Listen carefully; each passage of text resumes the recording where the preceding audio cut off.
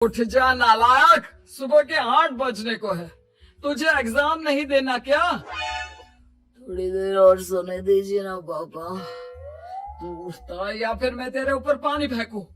रोज गधों की तरह सोता रहता है, पेपर की कोई टेंशन ही नहीं है। और एक हमारा समय था जब हम पेपर में फेल होने के डर से रात भर पढ़ा करते थे, सो ही नहीं पाते थे। तो क्या आप उसका बदला मुझसे लेंगे? 15 मिनट बाद उठ जाऊंगा, आप प्लीज जाइए, मुझे डिस्टर्ब मत कीजिए। इतना कहकर रौनक रजाई ढककर फिर से सो जाता है। तू ऐसे नहीं मानेगा, रुक, मैं अभी पानी लेकर आता हूँ। बस फिर क्या था, इतना कहकर वो भागते हुए बाथरूम में जाते हैं और पानी की एक बड़ी सी बाल्टी लाकर रौनक के ऊपर फेंक देते हैं। पानी पड़ते ही रौनक झट से उठ जाता है। ये आपने क्या किया पापा? अब तू उठेगा नहीं तो यही करना पड़ेगा ना। वैसे थैंक्स डैड, आपके कारण ना अब मुझे नहाने की भी जरूरत नहीं पड़ेगी। चलिए अब आप माँ से बोलकर मेरे कपड़े निकलवा दीजिए, तब तक मैं ब्रश कर लेता हूँ। वैसे कल ना आप एक काम और करना, नहलाने के साथ साथ मुझे ब्रश भी करवा देना। ये ब्रश करने में ना मुझे बहुत आलस आता है। रौनक की बातों से अरविंद का मुंह खुला का खुला रह जाता है। वो अपनी पत्नी कमला के पास जाता है और रौनक की हरकतों के बारे में बताता है, जिसे सुन उसकी पत्नी हंसने लगती है। तुम अपने बेटे को समझाने के बजाय हंस रही हो। रौनक बच्चा है, धीरे धीरे सुधर जाएगा। आप क्यों उसके पीछे पड़े रहते हो? अभी नहीं सुधरेगा तो कब सुधरेगा? 10वीं क्लास में है रौनक, वो अब कोई बच्चा नहीं रहा। अरविंद की इतना बोलते ही वहाँ रौनक भी आ जाता है। क्या डैड, मैंने आपको एक काम दिया था, वो भी नहीं हुआ आपसे। अरे क्या हुआ बेटा? माँ, मैंने डैड से बोला था कि वो आपको बोलकर मेरे स्कूल की यूनिफॉर्म निकाल दे, लेकिन मेरे पीछे पड़ने के अलावा इनसे एक काम ढंग से नहीं होता। देख रही हो कमला, देख रही हो अपने लाडली को? अरे आप चुप रहिए जी। चलो बेटा, मैं तुम्हें कपड़े निकाल कर दे देती हूँ। बस ऐसे ही साल पर साल बीतते जाते हैं, लेकिन रौनक के रवैये में कोई बदलाव नहीं आता। वो पहले से भी ज्यादा आलसी और पूरी तरह अपने माता पिता पर निर्भर हो जाता है। 2 साल बाद पता नहीं कहाँ गायब रहता है पूरे दिन, अब तक तो आ जाना चाहिए था। अरे आप इतनी फिक्र क्यों कर रहे हैं उसकी? दोस्तों के साथ खेल रहा होगा, आ जाएगा अभी। ये कोई टाइम है खेलने का? 10 बजने वाले हैं, इतनी रात में कौन खेलता है? कमला कुछ कहती उससे पहले ही रौनक वहाँ आ जाता है। मम्मी जल्दी से खाना लगा दो, बहुत भूख लग रही है। तुम्हें तब तक खाना नहीं मिलेगा जब तक तुम बता नहीं देते कि इतनी रात गए कहाँ से आ रहे हो। ओ प्लीज डैड, अब आप एसी पे प्रद्युमन बनकर मेरे सर पर बंदूक लेकर मत बैठ जाना। अपनी फालतू की बकवास बंद कर और बता कहाँ से आ रहा है। माँ, अब समझाइए ना डैड को। बता देना बेटा, इनको भी तसल्ली हो जाएगी। आप बोल रही हैं तो बता देता हूँ, मैं दोस्तों के साथ मूवी देखने गया था, इसलिए देर हो गई। तू इन सब चीजों में मेरे पैसे उड़ाता है? कभी 1 रुपया कमाने के बारे में सोचा है तूने? जब देखो हवा की तरह पैसे उड़ाता रहता है। माँ, अब आप इन्हें चुप करा दीजिए, वरना ना मुझे गुस्सा आ जाएगा। अच्छा, क्या कर लेगा? बता ना, क्या कर लेगा तू? वैसे बात तो ठीक ही है, मैं कर ही क्या सकता हूँ। पैसे तो फिर भी मैं आपसे ही मांगूंगा ना। चलिए अब ये सब बात छोड़िए और मम्मी मेरे लिए खाना लगा दीजिए। अभी लगा देती हूँ बेटा। मैं बता रहा हूँ कमला, एक दिन ये ऐसे ही बिगड़ जाएगा। उफो, आप क्यों इतना पीछे पड़े रहते हो मेरे बच्चे के? बात की बात में देखेंगे, अभी आप शांति से उसे खाना खाने देंगे। अगले दिन डैडी, मुझे 10,000 रुपए चाहिए। हाँ? अब इतने पैसे क्यों चाहिए तुझे? डैड, आप बिना सवाल किए कभी पैसे नहीं दे सकते क्या?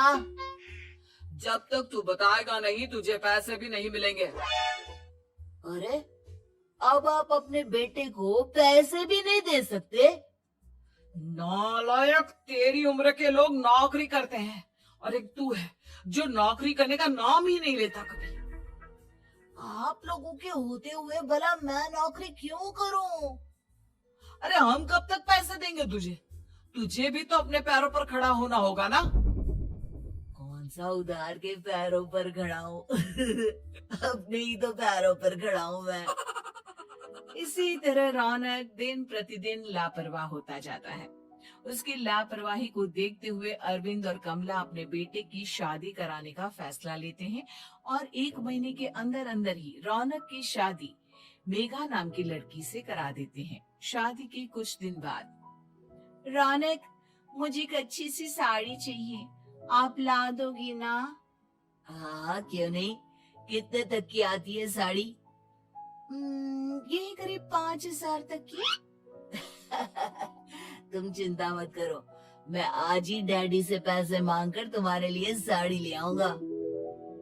आप कब तक ऐसे ही अपने पापा से पैसे मांगते रहेंगे? कोई अच्छी सी नौकरी क्यों नहीं कर लेते आप? अरे डैड के होते हुए मुझे नौकरी करने की जरूरत ही क्या है? पर आप ऐसे कब तक उनसे पैसे मांगते रहेंगे? कुछ आपको अपने दम पर भी तो करना होगा ना। अब तुम भी बाकी लोगों की तरह मुझे ज्ञान देना शुरू मत कर देना। साड़ी चाहिए ना तुम्हें, मिल जाएगी बस। इतना कहकर रौनक अपने पिता से पैसे मांगने चला जाता है। डैडी, मुझे 5,000 रुपया चाहिए। अब 5,000 क्यों चाहिए तुझे? वो मेघा को साड़ी चाहिए थी। अरविंद आगे बिना कुछ कहे चुपचाप उसे पैसे निकाल कर दे देता है। कुछ दिन बाद, तुम्हें नहीं लगता कमला, रौनक हम पर पहले से भी ज्यादा डिपेंड हो गया है? मुझे तो अब उसकी भविष्य की चिंता होने लगी है। कल को हमें कुछ हो गया तो वो क्या करेगा? काश तुमने पहले ये सोच लिया होता तो आज हमारा बेटा इतना लापरवाह नहीं होता। तब मुझे कहाँ पता था कि मेरा लाड प्यार उसे इतना बिगाड़ देगा कि वो इस हद तक लापरवाह बन जाएगा। कोई बात नहीं, अभी भी देर नहीं हुई। मुझे पता है उसे कैसे सुधारा जा सकता है। कैसे? अरविंद कुछ कहता उससे पहले रौनक वहां आ जाता है और पैसों के लिए हाथ फैलाने लगता है। डैड, मैं और मेघा बाहर घूमने जाना चाहते हैं। अरे वाह, ये आज सूरज कहाँ से निकला है? Dad please. अच्छा चलो अब मुद्दे की बात करो। मुझे अब 25,000 चाहिए। अब तुम्हें 1 रुपया भी नहीं मिलने वाला। अगर तुम्हें पैसों की इतनी ही जरूरत है तो कोई ढंग की नौकरी कर लो। मम्मी, आप कुछ कहिए ना डैड को। बेटा, वो गलत क्या बोल रहे हैं? ये सब हम तेरे भले के लिए ही तो कर रहे हैं। मम्मा, मैंने बताया ना आपको, मुझे नहीं करनी कोई जॉब वॉब। तो ठीक है, निकल जाओ हमारे घर से। तुम्हारे जैसे लोगों के लिए मैंने ये घर खड़ा नहीं किया है। जितना ये घर आपका है ना, उतना ही मेरा भी है। मैं कहीं नहीं जाने वाला। जाना तो पड़ेगा ही तुझे, क्योंकि अब मैं तेरा कोई भी खर्चा नहीं उठाने वाला। ठीक है, मत उठाइए मेरा खर्चा। मैं अपने दम पर भी जी सकता हूँ। तो बेशर्मों की तरह अब तक यहाँ क्यों खड़ा है? अपना सामान ले आओ, निकल जाए यहाँ से। रौनक पैर पटकते हुए वहां से चला जाता है। घर से निकालना जरूरी है क्या उसे? बिना पैसों के कौन रखेगा उसे किराए पर? अगर उसका भविष्य सुधारना है तो हमें अपने दिल पर पत्थर रखकर ये कदम उठाना ही होगा। दोनों बात कर रहे होते हैं कि रौनक अपनी पत्नी के साथ एक बड़ा सा बैग लेकर घर से निकल जाता है, लेकिन घर से बाहर उसे कोई भी मुफ्त में अपने घर किराए पर नहीं रखता। अंत में थक हार कर वो फिर से अपने घर चला जाता है। क्या हुआ? थोड़ी देर पहले तो दहाड़ते हुए घर से निकला था। आज क्या हुआ? नहीं रखा ना किसी ने तुझे किराए पर? डैड प्लीज, मैं कुछ दिनों में कोई अच्छी सी नौकरी शुरू कर दूंगा। आप तब तक तो हमें रख लीजिए प्लीज। सुबह से रात हो चुकी है लेकिन कोई हमें रखने को राजी नहीं है। अब आप ही बताइए, इतनी रात को मैं मेघा को लेकर कहाँ जाऊंगा? ठीक है ठीक है, बहू की वजह से मैं तुझे घर पर रख रहा हूँ, लेकिन तू इस घर में एक बेटे की नहीं बल्कि एक किराएदार की हैसियत से रहेगा। 3 महीने है तेरे पास। इन 3 महीनों के अंदर अंदर मुझे तेरी पहली तनख्वाह हाथ में चाहिए, समझ गया? पक्का डैड, इन 3 महीनों के अंदर अंदर तो कोई बढ़िया सी नौकरी ढूंढ ही लूंगा मैं। ऐसे ही धीरे धीरे समय बीतने लगता है और अरविंद के दिए 3 महीनों में से 2 महीने बीत चुके होते हैं। पापा जी ने हमें 3 महीने दिए थे, जिसमें से 2 महीने तो बीत चुके हैं। अब ये आखिरी महीना बचा है।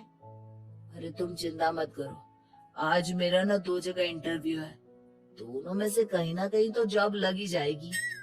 अच्छा, all the best. Raunak interview के लिए निकल जाता है, जिसके बाद शाम में रौनक घर आता है। कैसा गया इंटरव्यू? आपकी नौकरी लगी या नहीं? अरे पहले सांस तो ले लेने दो अच्छे से। बताइए ना, मुझसे तो जरा भी इंतजार नहीं हो रहा है। वो दरअसल बात यह है कि मेरी नौकरी तो लग चुकी है लेकिन पैसे बहुत कम है। कितने पैसे हैं? 15,000। इतने में अरविंद और कमला मिठाई का डिब्बा लेकर आ जाते हैं। बधाई हो बेटा। हम जानते थे तेरी जॉब जरूर लगेगी। लेकिन मेरी सैलरी बहुत कम है मम्मा। कम है तो क्या हुआ, धीरे धीरे बढ़ जाएगी। हाँ बेटा, हम तो बस चाहते थे कि तू अपने पैरों पर खड़ा हो जाए। मतलब अब आप मुझे घर से नहीं निकालेंगे? नहीं, ये सब हमने तुझे जिम्मेदार इंसान बनाने के लिए किया था। Thank you mummy papa. अगर आप दोनों ऐसा नहीं करते तो मुझे कभी अपनी जिम्मेदारियों का एहसास तक नहीं होता। आज आपने मुझे सिखा दिया कि इंसान का अपने पैरों पर खड़ा होना भी जरूरी होता है।